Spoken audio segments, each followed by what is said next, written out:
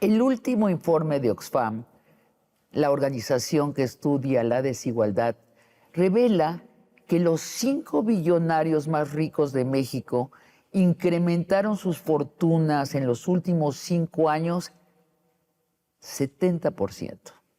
70% en 5 años. Eso mientras los salarios del resto de los mexicanos subieron en promedio 30% y 8 millones no salieron de la extrema pobreza. ¿Hay otra forma de crear abundancia para todos y no solo para unos pocos? Hoy hablamos con Alejandra Haas, directora de Oxfam México, de lo que usted nunca oirá hablar en la televisión comercial, del poder económico y del abismo de la desigualdad. Bienvenidos a Largo Aliento.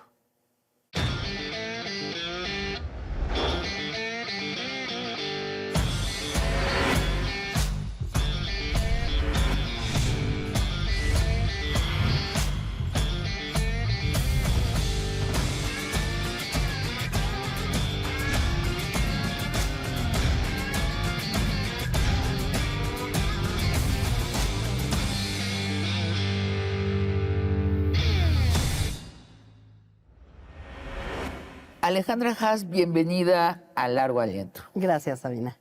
Alejandra, el reporte de Oxfam México que tú diriges del año 2025 viene durísimo, es brutal. Leo y te pido que comentes. El modelo económico político vigente en México explica en parte por qué el número de 1,000 millonarios mexicanos aumentó de 10 a 20 en el sexenio del presidente Andrés Manuel López Obrador. ¿Por qué casi se duplicó el número de 1,000 millonarios en México? Mira, creo que tiene mucho que ver con la pandemia, también tiene que ver con la forma en la que las personas llegan a ser billonarias, 1,000 millonarias. Entonces México es un país que por un lado vivió hace 40 años una serie de privatizaciones, más de 1,000 empresas públicas se privatizaron y la privatización pues fue una elección de quiénes iban a ser los grandes ganadores de la economía, ¿no? Por un lado, entonces muchas de las grandes fortunas tienen que ver con eso. Otra parte que no, digamos, no son excluyentes es el hecho de que muchas de las grandes fortunas siguen acumulando por el acceso a concesiones mineras, por ejemplo, de otro tipo. Y después también está el fenómeno de la herencia o la herencia en vida, ¿no? La transmisión intergeneracional de la riqueza, en donde muchos de los casos de los nuevos 1,000 millonarios son en realidad los hijos de los anteriores 1,000 millonarios que heredaron.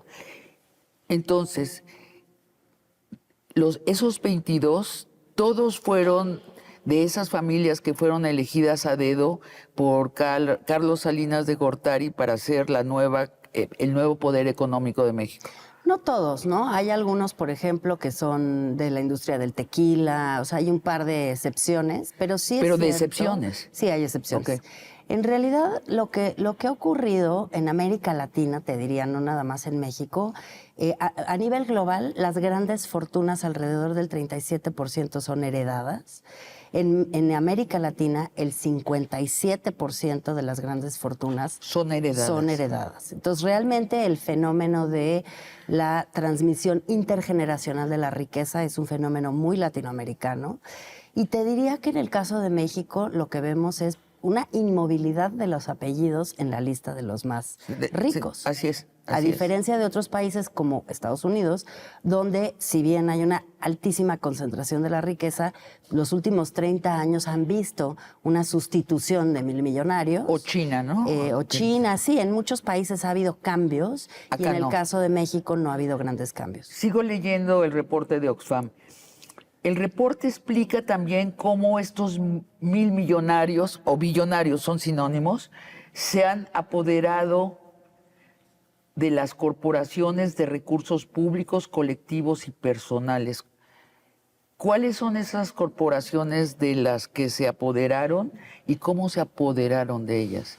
Bueno, hay una serie de privatizaciones, como te decía, que son la manera en la que el Estado mexicano decidió que iba a conducir la economía. ¿Te refieres a esas que se privatizaron en época de Salinas, de Gortari y en adelante? ¿Sí? Exacto, exacto. Ajá. Y ese proceso de privatización tuvo que ver con una apuesta por liberalizar la economía, privatizar un montón de empresas públicas, más de 1,000, y al mismo tiempo sacar al Estado de la política industrial, que ese es un tema muy importante y de gran relevancia para el momento actual. Por eso el Plan México pues anima a pensar que puede ser una primera piedra para reiniciar una política industrial que permita a México salir de donde estamos. Ahora, en contra de lo que dicen la prensa de derecha, tú dices, este gobierno de izquierda está yendo muy despacio y con mucho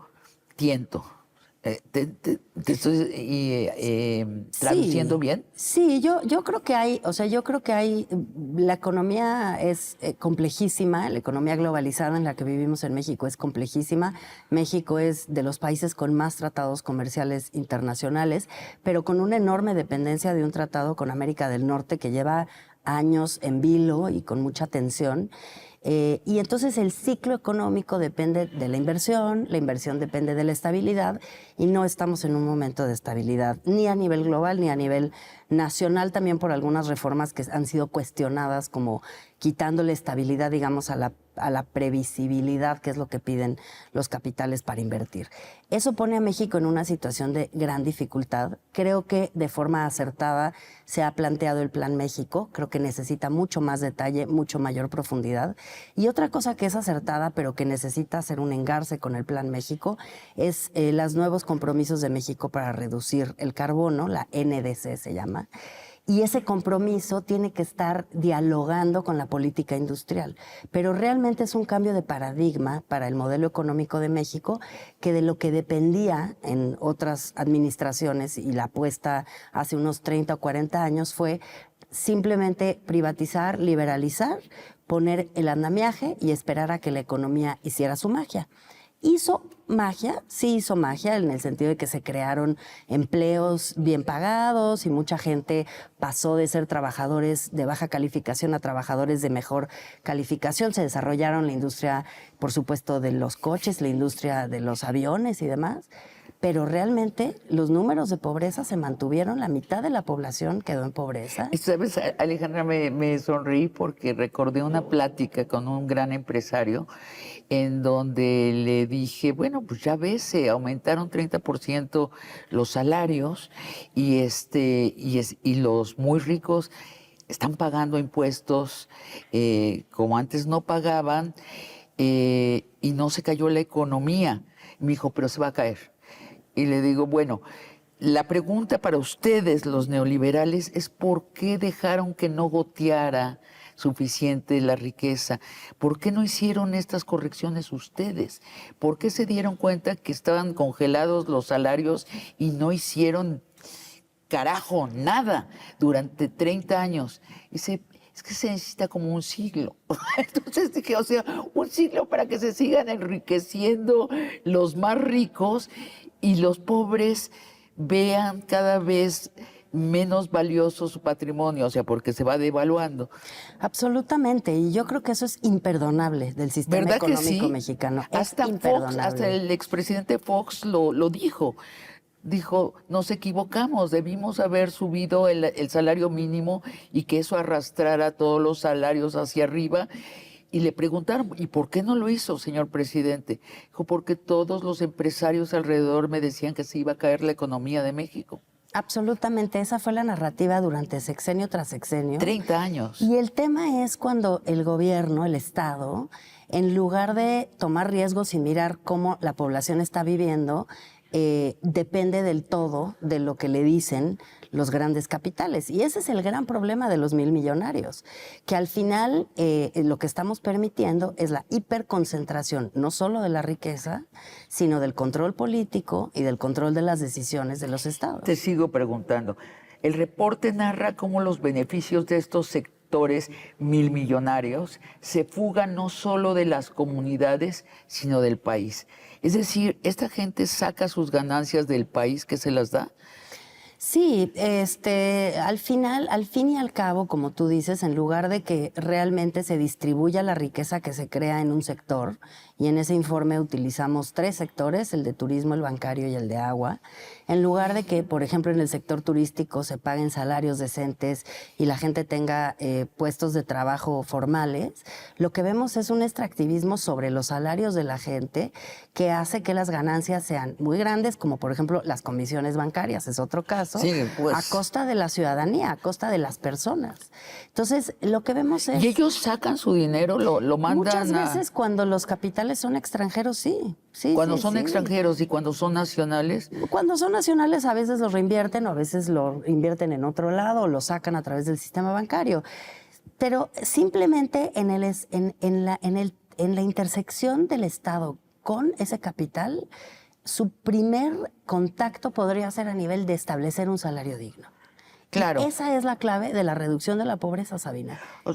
El aumento del salario mínimo es mucho más importante que las transferencias.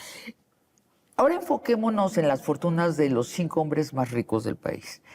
Según el último reporte de Oxfam, ¿cuánto crecieron en conjunto las fortunas de los 5 hombres más ricos de México en los últimos 5 años? Mira, déjame darte este dato porque creo que te va a dar una idea. A nivel global, los 3,000 millonarios, los 3,000 billonarios del mundo vieron crecer su fortuna en el 2025 3 veces más que el promedio de los 5 años anteriores. En el 2025. En el 2025. Eso lo que te da cuenta es no nada más que hay 1,000 millonarios o billonarios, que son 3,000 personas, sino que su aumento de riqueza se está acelerando cada día más. Es decir, el sistema económico está, tú ponle el verbo, trampeado o en beneficio de los más ricos. Diseñado Está para diseñado. lograr lo que estamos viendo. Está diseñado. Están diseñados los impuestos que no cobran impuestos sobre las ganancias de capital. Sí. A ti si te pagan un salario, te quitan el 30% de impuestos sobre Sí. la renta. Pero si tú tienes ganancias de capital y las reinviertes, no te cobran impuestos. Entonces es exponencial tu ganancia. Está diseñado el Está sistema diseñado para enriquecer a los más ricos y que los otros se queden estancados. Así es. O en retroceso. En el caso del continente africano, no nada más vemos un estancamiento en la reducción de la pobreza, estamos viendo un retroceso. Alejandra, en el siguiente bloque te pregunto por las fortunas de estos 5 hombres más ricos de México y que nos expliques por qué crecieron y cuánto crecieron sus fortunas este año pasado, 2025. Volvemos. Alejandra, vamos a revisar a cada uno de los 5 hombres más ricos del país. ¿A qué se dedica cada uno de ellos? ¿Y cómo se explica el aumento de su fortuna? Pues el más rico es Carlos Slim. Carlos Slim es el hombre más rico de América Latina. Es más rico que todos los otros 1,000 millonarios mexicanos juntos. Su fortuna y la de Germán Larrea juntas son mayores a las de 360 millones de personas. Sí, es muy rico. Deja que eso caiga. O sea, ¿ellos dos juntos tienen más dinero que todos los mexicanos?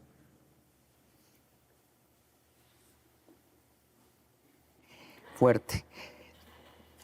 Sigue, por favor. Carlos Slim es una persona que compró Telmex, Teléfonos de México, y que a lo largo de su vida desarrolló, mantuvo su situación de actor preponderante en el mercado de las telecomunicaciones en México.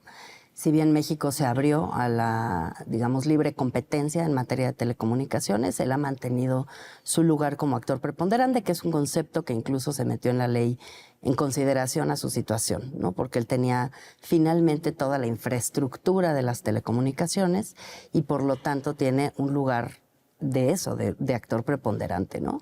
Hoy día él tiene inversiones en todos los sectores estratégicos de la economía mexicana, como muchos de los milmillonarios, Sabina. O sea, realmente lo que comparten es la capacidad de mover sus capitales, de invertir en lo que sea rentable en el momento en el que están. Y como tú misma has descrito y escrito, el sistema financiero pues es un sistema muy elástico, ¿no?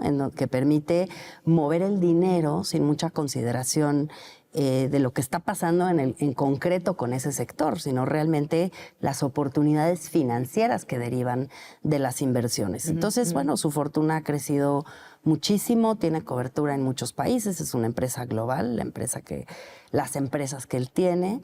Y eso, es una persona que ha tenido realmente un tratamiento muy particular a través de la ley y a través de todas las reglas de competencia económica. Sobre todo en el mundo que habla en español, donde él es muy poderoso, ¿cierto? Exacto. Como que en los otros lugares no ha tenido tanto éxito. No tengo conocimiento de los detalles de sus inversiones fuera de América Latina, pero efectivamente... Son menores. Sí. Germán Larrea.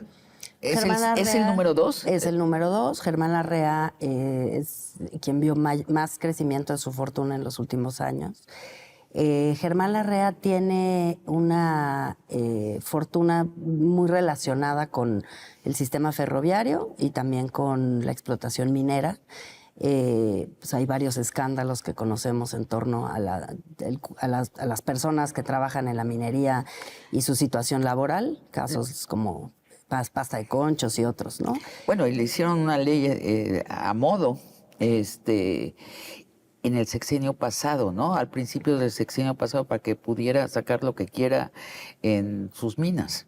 Hay varias cosas, ¿no? Porque también pasó una ley que limitaba los tiempos de las concesiones mineras y digamos que hubo también algunas cuestiones judiciales para la revisión de esa ley. Yo creo que lo más importante para el tema de minería es lo que implica en este momento para las comunidades que viven donde hay yacimientos, que pues muchas de ellas son comunidades indígenas, de personas que viven en pobreza y que han opuesto una resistencia poniendo el cuerpo frente al despojo y frente a la destrucción que implica la minería. Y que francamente no se sienten protegidas por el Estado. Al contrario, muchas veces sienten que el Estado o el crimen organizado operan favorablemente a los grandes capitales que están, digamos, esperando poder explotar el territorio. Sí, porque no es como si llega la REA y desarrolla los pueblos y todo mundo sube. Ya no hablamos del daño ecológico, pero me refiero nada más a la economía. Sube como la espuma el nivel de vida de todo el mundo. No es el caso. Quedan devastadas las comunidades. Sí, y creo que en el caso de las comunidades indígenas, sin generalizar ni nada, pero creo que en muchos casos no se puede distinguir el daño ecológico del daño material y económico. Porque al fin y al cabo, para muchas de estas comunidades, lo ecológico es lo que les da posibilidades de subsistir. Y para todos, francamente, ¿no? Realmente lo que estamos haciendo con el planeta nos está quitando la oportunidad de seguir viviendo en él. Pero para las comunidades todavía más por el significante de su territorio. Y bueno, por eso no hay duda que México, siendo el de los peores países en asesinatos de defensores del territorio, el segundo me parece, pues tenemos un gran problema con la explotación minera y con la manera en la que se hace explotación minera. No es el único Germán Larrea, también hay mucha minería ilegal, ¿no? Que no pasa por el proceso de concesiones del Estado y eso también es un problema. Pero es el más grande. Pero es el más grande y es una persona que, insisto, ha sido de los que más ha ganado en los últimos años en aumento de su fortuna. El tercero es Ricardo Salinas Pliego. Me sorprendió leer su nombre, pues porque supongo que esto es previo a lo que va a pagar al SAT, ¿cierto? Pero descríbenos cómo creció su fortuna, cuánto creció. Bueno, Ricardo Salinas Pliego pues tiene la concesión de las televisoras y tiene una serie también de negocios. Grupo Salinas tiene muchos negocios, Banco Azteca y muchas otras tiendas y espacios de interacción. Creo que lo que es notable ahí es la enorme deuda que tenía con el SAT, que tiene con el SAT todavía.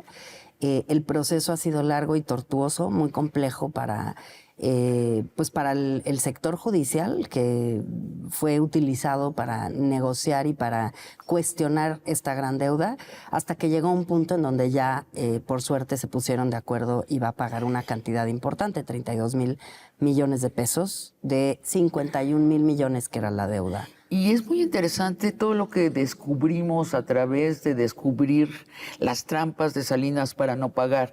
Una obvia es que se quedaban en cajones las demandas, ¿no? De que pagara, pues se quedaban en el cajón de un ministro de la Suprema Corte sin efecto durante un año, hasta que el presidente López Obrador decía, hoy se le quedó en el cajón a tal ministro la demanda.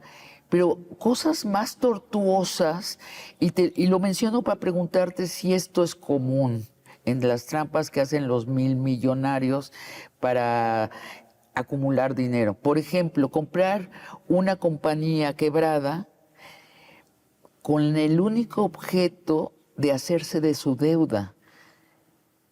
Sí, yo creo que Esta ingeniería del dinero muy compleja y que queda fuera de la vista de los ciudadanos. Yo creo que no solo de los 1,000 millonarios. Desafortunadamente hay lo que se llama la evasión fiscal, que es de plano la ilegalidad, y está la elusión fiscal, que son fórmulas o maneras, como tú dices, comprar alguna propiedad de alguna empresa quebrada o ese tipo de cosas que hacen que se les facilite. Por ejemplo, hay una forma en la cual un gran consorcio empresarial puede acumular todas las ganancias y pérdidas de todo su grupo empresarial para hacer, digamos, un trabajo de equilibrio, y que si una filial ganó, no paga impuestos porque se equilibra con otras filiales, que es lo que estás describiendo, ¿no? Y yo creo que mucha gente, no muchísima, porque muchísimas somos los demás que no tenemos un batallón de abogados los y millonarios son contadores, 3,000, dijiste. 3,000 a nivel global. Al nivel global. En América Latina 109 y en México 22. Muy poquita gente, pero lo que quiero decir es que no solo son los 1,000 millonarios los que hacen este tipo de ingeniería fiscal, también las empresas globales lo hacen. En fin, hay toda una serie de despachos y de servicios alrededor de reducir la captación de recursos públicos por parte del Estado. O sea, ¿cómo no cooperar con sus sociedades y con los otros a pesar de que acumulan tanto y tanto? Digo, es una enfermedad mental, ¿no? ¿No crees? Mira, déjame te menciono un grupo que a mí me parece interesante, que se llaman los Patriotic Millionaires. Uno de ellos es Warren Buffett, uno de los hombres que ha sido de los más ricos del mundo a lo largo del tiempo. Y Warren Buffett dice una cosa que a mí me parece genial. Él dice, mira, en mi mentalidad, el Estado es mi socio. El Estado me provee de infraestructura, me provee de seguridad, me provee de personal capacitado. Si yo a mi socio no le doy los recursos para hacer su contribución a mis negocios de una forma en la que yo puedo prosperar, yo me estoy dando una bala en el pie. Realmente lo que tendríamos que ver es primero cambiar las narrativas acerca de para qué es el dinero de los impuestos. El dinero de los impuestos sirve para la infraestructura, la seguridad, la educación, la salud, para cubrir las necesidades de todo el país. Segundo, el sistema tributario es un sistema que no necesariamente se va todo en corrupción, y yo creo que eso es una parte de la narrativa que ha sido muy dañina. Sí, pues sí. Todo el mundo roba, todo el dinero se va a la basura. No es Pero cierto. estarías de acuerdo que la corrupción no es positiva, ¿no? La corrupción es terrible. Y la corrupción, que además es impune, hace mucho daño, no nada más en el caso particular, sino en la narrativa sobre los bienes públicos. En porque México la gente está calculado en 20% del presupuesto el robo de presupuesto, pero además hay corrupción externa, o sea que yo te inflo el costo de esto, yo te lo pago y por atrás te deposito en un banco. Familia Balleres, estos se dedican a la minería, los seguros y el comercio. Pues sí, igual, o sea, son familias que han concentrado muchas concesiones, también el acceso al sistema financiero. eh, es un poco lo mismo, ¿no? De estos billonarios mexicanos que además están transfiriendo, en el caso de Bayeres, a sus hijos la riqueza, y por eso también aumentaron algunos del número de los 1,000 millonarios en México, justo por la transmisión de padre a hijos y en algunos casos hijas de la riqueza, ¿no?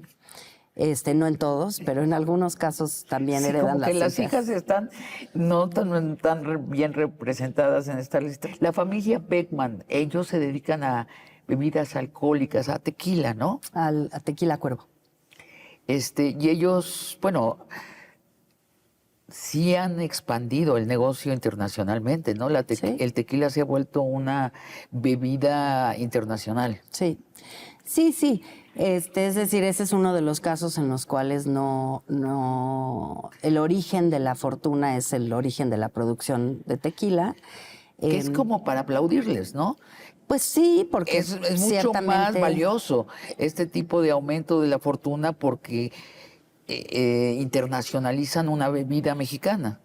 Sí, el problema no es tanto, no sé si has escuchado de Ingrid Robbins, una No. filósofa holandesa que escribió un libro el año pasado que se llama Limitarianismo, ¿no? Y lo que ella explica es, una persona puede tener una actividad muy loable, muy productiva, lograr desarrollar un negocio de forma absolutamente legal y demás, pero llega un punto en el cual la acumulación absurda de la riqueza Sí.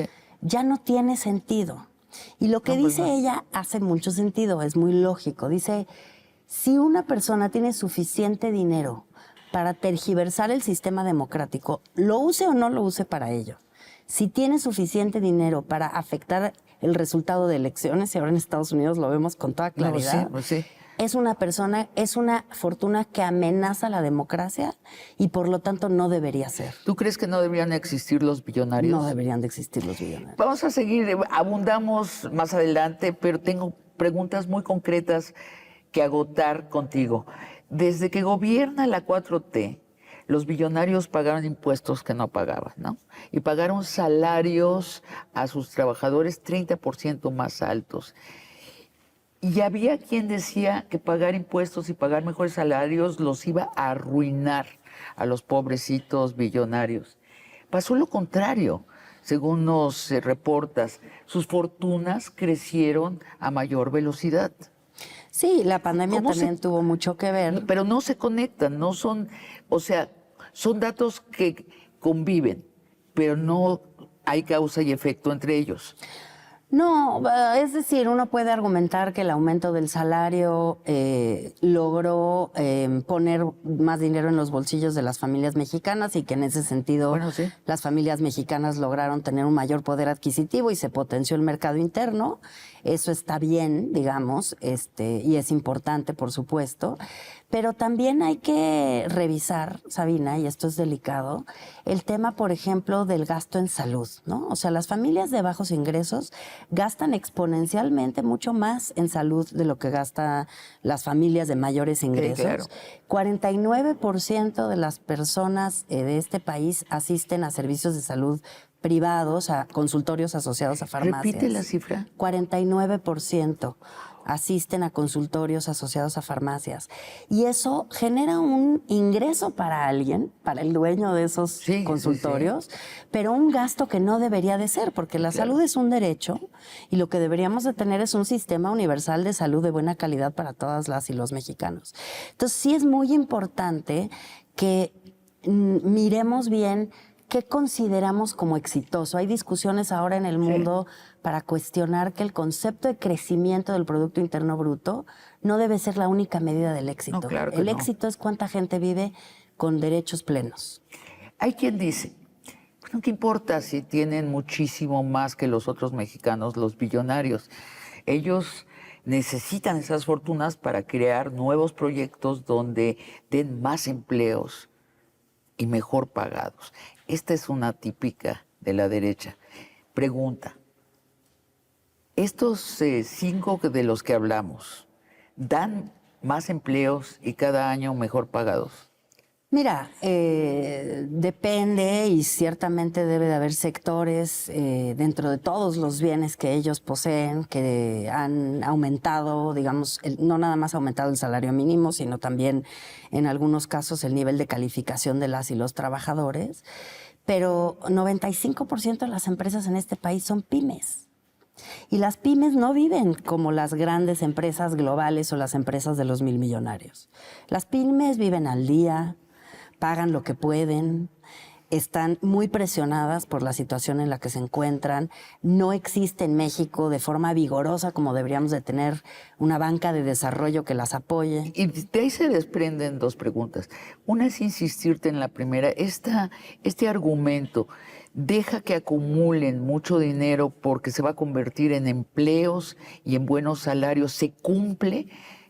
¿No se cumple? No se cumple. Es como si yo te dijera, dale a alguien todo el poder político porque así va a poder tomar mejores decisiones porque no va a enfrentar ningún tipo de oposición. Pues ya ves, en Estados Unidos mucha gente apoya a Trump en esos. Dice, ahora sí hacen las cosas porque todo lo hace por decreto. Bueno, es un tipo de filosofía. La deriva autoritaria, y eso está en el informe global de este año de Oxfam, la deriva autoritaria se basa en crear narrativas de que los gobiernos democráticos son ineficientes, que son incapaces de resolver los problemas de la gente. La democracia es complicada. Claro, ponernos de acuerdo es difícil. Y hay que destruir al Estado porque el mercado va a solucionar todo mejor. Y eso ha dado pie a la deriva autoritaria, que hace que 60 países llevan 19 años consecutivos viendo retrocesos democráticos. Ahora, el gobierno de México, incluso el de la 4T, se reúne periódicamente con los billonarios, ¿no? Y hacen consejos y la presidenta, en este caso, ¿no?, este sexenio, discute con ellos planes. Lo que yo nunca he visto, tú corrígeme, ojalá esté equivocado, es que se reúne con las pymes, con las pequeñas empresas y con las medianas empresas. Yo creo que hay mecanismos de diálogo que se pueden establecer, pero número uno te diría, sí es preocupante que los grandes capitales son tan grandes que tienen un diálogo directo con la presidenta, pero es lo que pasa en todos lados. Todos los presidentes se reúnen con los grandes capitales. Y en cambio las empresas medianas y las empresas pequeñas no tienen esa interlocución. Ni la ciudadanía, nadie de nosotros tiene esa interlocución. Hay otros mecanismos para hacerse de la información que se requiere. Yo creo que lo más importante es cuánto del presupuesto, por ejemplo, se le puede poner a desarrollar una banca de desarrollo o una política industrial que promueva la financiación y la capacidad de mejora en las condiciones económicas que operan las pequeñas y medianas empresas, sobre todo en zonas de alta marginación y marginadas del país. Porque otro de los problemas es que se han elegido zonas de desarrollo económico y hay otras zonas del país, como es el caso de Guerrero y otros estados de la República, donde la incidencia de pobreza es altísima y no creo que sea una coincidencia que también son zonas altamente indígenas. Zonas en donde las poblaciones indígenas han opuesto resistencia, pero no porque, como dicen algunos en las mismas narrativas, se oponen al desarrollo, sino porque quieren mantener sus formas de vida y quieren sobrevivir al embate, digamos, de la hiperindustrialización o del comercio, digamos, sin ton ni son, del consumismo enloquecido en el que estamos. Entonces creo que también hay que tener como mucho cuidado de cuál es el modelo de desarrollo que queremos ver en otras zonas del país, y creo que esa debería de ser una de las grandes apuestas. La otra, Sabina, es la falta de inserción de las mujeres en la economía formal en México. Dinos números. México, solamente alrededor del 43-45% de las mujeres están insertas en la economía formal, y el gran elefante en el cuarto es la falta de un sistema de cuidados. Las mujeres, sí, claro. Las mujeres cuidan y cuidan y cuidan, tienen sobre sus hombros a las familias. Claro. Los sistemas de seguridad social no han servido para generar espacios de cuidados adecuados o lo que se necesite para cada comunidad. Y la cosa es que, claro, sobre los hombros de las mujeres descansan los cuidados de este país. Así es. Bueno, y esto, no, México no es el único país, ¿cierto? Pero Pero sí es de los peores en América Latina. Ok, ok. Igual que el tema de la fiscalidad. México es de los peores en inserción laboral de las mujeres. Alejandra, yo pienso que el futuro de la izquierda es ese feminismo que plantea que los cuidados, enumeremos para que no quede en una cosa abstracta, o sea, dar a luz, dar de comer, dar de mamar, limpiar la casa, organizar a la familia, educar, todo eso que hacen las mujeres gratuitamente. Cuando el Estado sea el gran socio de las mujeres, estamos hablando al mismo tiempo de elevar a el piso de la dignidad de la vida, del bienestar de todo un país. Yo creo que la izquierda ahora sí que será feminista o dejará de tener sentido. Yo creo que ahí está la izquierda del futuro. No solo lo creo yo, lo creemos muchas. Absolutamente. Me parece que las mujeres están... Por fin se está formulando públicamente algo que las economistas feministas tienen décadas de decir. Así es. Que es y que nuestras tatarabuelas sabían, pero no tenían el lenguaje para decirlo. Exacto. Sobre las mujeres descansa el bienestar de una sociedad y no puede ser que no estén asistidas por el Estado, y me queda corto el verbo asistidas, ¿no? Sí, Debería que haya ser políticas de cuidados, pero no nada más por el Estado. El Estado es el rector de la política y le tiene que invertir dinero. Y los hombres también tienen que asumir su parte, y las empresas también que le ganan a los cuidados. Todo el trabajo reproductivo es la base para el trabajo productivo. Si no lo vemos así y si no nos damos cuenta que el trabajo reproductivo es una inversión en las economías de los países, vamos a seguir teniendo 43, 44% nada más de mujeres en el mercado de trabajo, pero además teniendo estas oportunidades truncas, porque lo que vemos en las trayectorias de vida de las mujeres, a pesar de que hay paridad, a pesar de que se pueden inscribir a cualquier carrera o tener cualquier trayectoria de vida, se supone que la que ellas quieran, en realidad en las zonas más pobres y marginadas del país, las mujeres terminan su escolaridad antes de terminar la preparatoria, son madres jóvenes, o están cuidando a las abuelas o a los abuelos, o las abuelas están cuidando a los nietos. Realmente el sistema de seguridad social y de cuidados existe, solo que no lo paga el Estado ni pagan los que se benefician de ello, lo pagan las mujeres. En estos mismos 5 años en que los millonarios vieron crecer sus fortunas 70%, en 5 años 70%, es una barbaridad. ¿Cuánto creció el poder adquisitivo real del trabajador mexicano? Pues justamente creo que estamos ahora en niveles de 1996. El nivel más alto del valor del salario mínimo se dio en 1982 y todavía no hemos llegado ahí, a pesar de los aumentos que ha habido en el salario mínimo. Yo sí quiero reconocer la importancia que tiene el aumento del salario mínimo. Me parece que es, tú ya lo dijiste, una vergüenza que a lo largo de 20 años se 30 años se hayan resistido de esa manera, viendo que, claro, el crecimiento de México ha sido bajo. Pero otro dato que viene en un informe que publicaremos próximamente es que, pues sí, el crecimiento de la economía mexicana ha sido bajo, el crecimiento de los milmillonarios ha sido alto, y el salario antes del sexenio anterior ha perdido poder adquisitivo. Aterrizando, sí subieron 30% el nivel promedio de los salarios, pero no es para nada suficiente y no es comparable con el 70% que subieron las fortunas de los milmillonarios. Totalmente, y hay un tema que creo que es bien central aquí en el análisis, y es, la gente en México no es pobre porque no trabaje. La gente en México es pobre porque su trabajo no le paga un salario suficiente. Claro. Y esa es una diferencia fundamental. Y tenemos una de las peores proporciones en las empresas mexicanas de distribución a los trabajadores o a los dueños. Exacto. ¿No? Los dueños o los consejos dueños reciben el 70% de la ganancia de una empresa en México y los trabajadores el 30%, siendo además ellos muchos más. y ahí está el motor de la desigualdad, me parece a mí. Se nos está acabando el tiempo de este bloque. Termino nada más con una afirmación tuya en el reporte de Oxfam. Dices, esto no es desarrollo, es saqueo. Esto no es desarrollo, es saqueo. Vamos a un corte y lo comentas, por favor. Volvemos. Alejandra, en el reporte Oxfam México que tú redactas, dices, esto no es desarrollo, es saqueo. Y lo pones en letras capitales.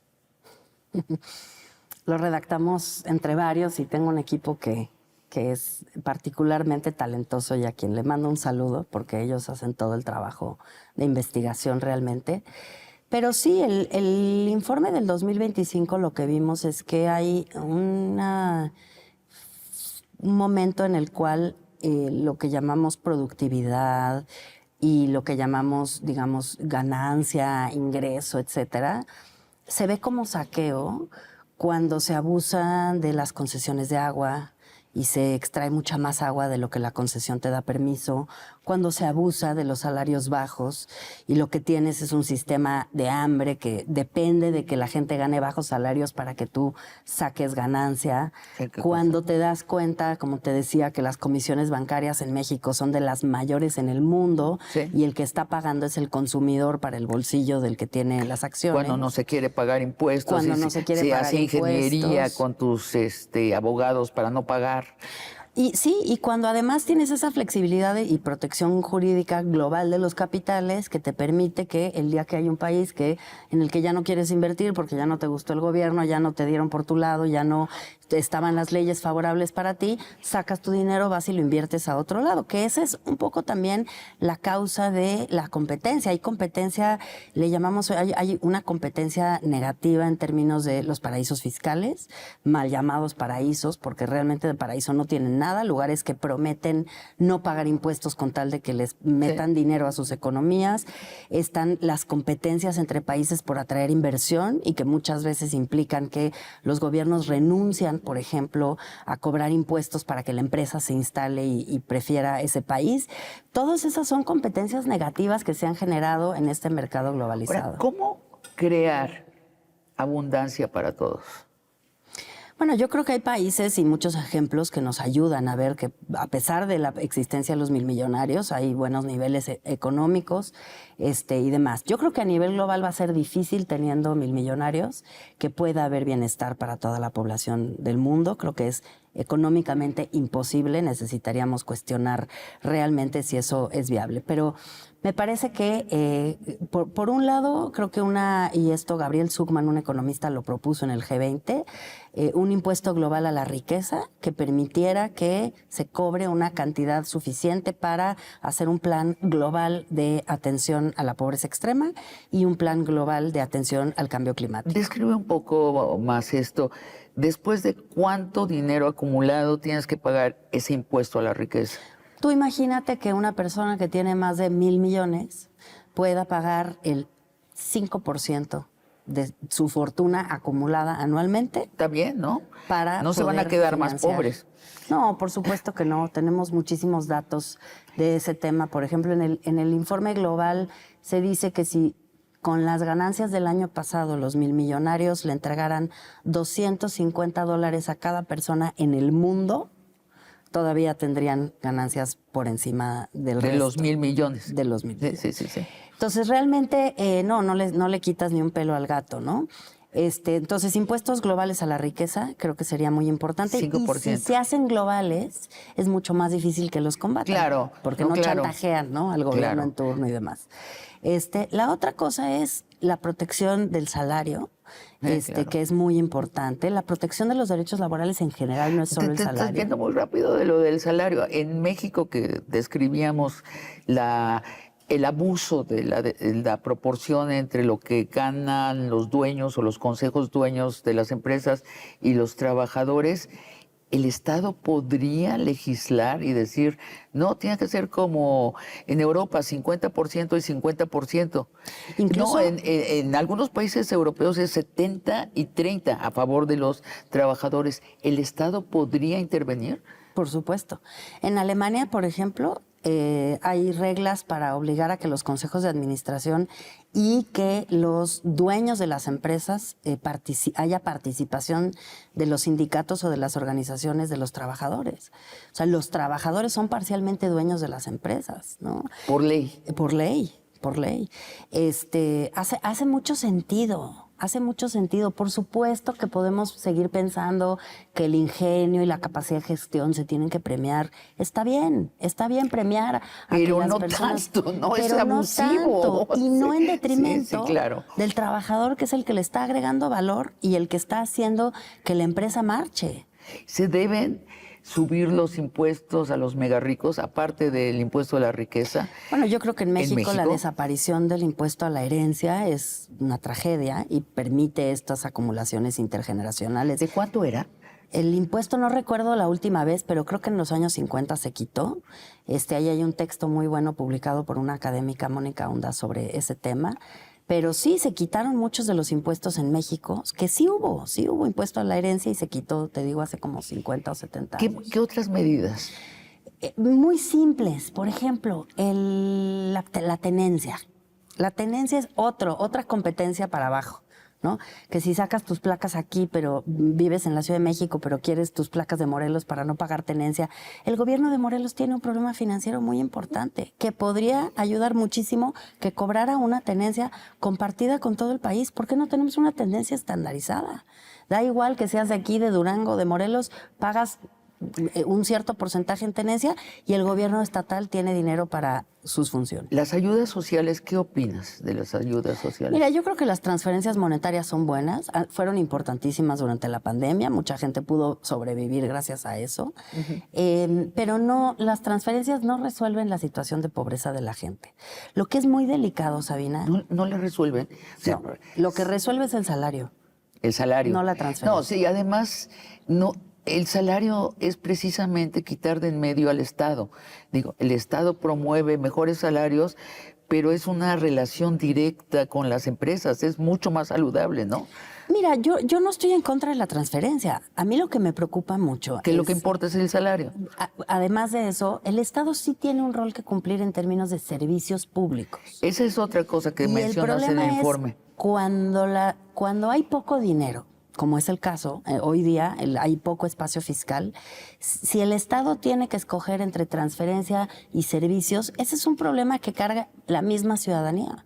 Estaría muy bien que tuvieran su transferencia, pero también un servicio de salud de calidad, pero también una escuela primaria, secundaria y preparatoria de calidad. O sea, la transferencia no sustituye la necesidad que tienen las personas de tener servicios públicos universales de calidad. Sí. ¿Y qué tan lejos lo ves que suceda en México? Si no hay una reforma fiscal progresiva, que es lo que nosotros llevamos años diciendo, no va a poder haber mejora en el servicio público, porque hay muy poco dinero para gastar. ¿Y si la hubiera?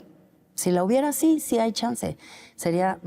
Sonrío porque me emociona la idea de que pudiera haber una reforma fiscal progresiva que hiciera que los que más tienen, más contribuyan y que las personas se dieran cuenta de lo valioso que es un Estado bien financiado para el beneficio de todas y de todos. ¿Qué posibilidad hay que Carlos Slim mañana salga en la tele y diga, saben que ya lo estuve pensando, yo creo que debemos pagar más impuestos? Me encantaría que lo No entrevistaras. sé, me encantaría a mí también y además no me parece improbable, fíjate. Ojalá sea el caso. Yo creo que gente como Warren Buffett, Exacto. Abigail Disney y otros milmillonarios europeos y estadounidenses Así han es. hecho estos grupos de personas que abogan por reformas fiscales progresivas y son ellos mismos los que están diciendo públicamente, cóbrenme más impuestos. Yo quiero pagar más porque quiero que estemos todos mejor. Slim en alguna ocasión recuerdo que dijo, bueno, eso, cóbrenme más impuestos, o sea, les toca a ustedes cobrármelos, no, yo no puedo ir a dárselos. Y tiene razón. Sí, pero también es cierto que hay oposición de todos los milmillonarios y de las grandes empresas a la reducción de las 40 horas por semana laboral. Entiendo bien, Alejandra, Oxfam dice, sí, salieron de la pobreza durante el sexenio de López Obrador 13,5 millones de personas, pero debemos exigir más, debemos aspirar más, debemos aspirar a una clase media general, o sea, que sea una clase muy amplia y que además tenga abundancia. ¿Es lo que propone Oxfam? Sí, creo que hay dos cosas que decir sobre eso. La primera es fijarnos en los números de pobreza extrema que no se movieron. En México hay 8 millones de personas en pobreza extrema. Es inaceptable. Y no se movieron. No se movieron. ¿Por qué? Porque la pobreza extrema está muy localizada, requiere de políticas específicas que vayan a esas comunidades y que logren resolver los problemas concretos que tienen. Los programas sociales como los tenemos hoy no van a resolver la pobreza extrema y necesitamos volver a revisar, por ejemplo, la situación de jornaleras agrícolas y ese tipo de poblaciones más expuestas a la pobreza. La segunda cosa es la gente que salió de la pobreza. Esa gente, maravilloso, subió el salario, mejoraron sus condiciones de vida. Si una persona tiene un familiar que cae en una enfermedad grave, inmediatamente van a volver a caer en pobreza, por lo que te decía de la falta de acceso a un servicio de salud. Claro. Para sostener los números y mejorarlos, se necesita un sistema de protección social financiado por el Estado. No hay de otra que un Estado fuerte que pueda ofrecer esos servicios a la ciudadanía. Claro, y la derecha dice, ven, lo que pasa es que darle más privilegios a los empresarios para que el país crezca. Oxfam está diciendo, ese no es el camino. El crecimiento económico es importante. México es un país que tiene todavía espacio pero no por para los el privilegios. Crecimiento. No para los privilegios. El crecimiento económico general, para empezar, que tiene que ver con el aumento de los salarios, el fortalecimiento de la seguridad social, la ampliación de la cobertura social, Sabina. Hoy día la mitad de la población trabaja en la informalidad. No nada más en sectores informales, sino sectores formales tienen personal informal, incluido el gobierno. Tú dices que los billonarios desaparezcan. Se me ocurrió traerte mi libro, mi novela. Se llama Los billonarios desaparecen. Te la regalo con mucho gusto. Muchas gracias, Sabina. Alejandra, es una utopía, es ficción, pero yo no creo que es improbable que nos pongamos de acuerdo los ciudadanos del mundo y digamos, basta, que desaparezcan. Y esto también, además de ser una utopía, es un manual de guerra. Necesitamos pensar en otros mundos, necesitamos pensar creativamente, y por eso la aprecio muchísimo.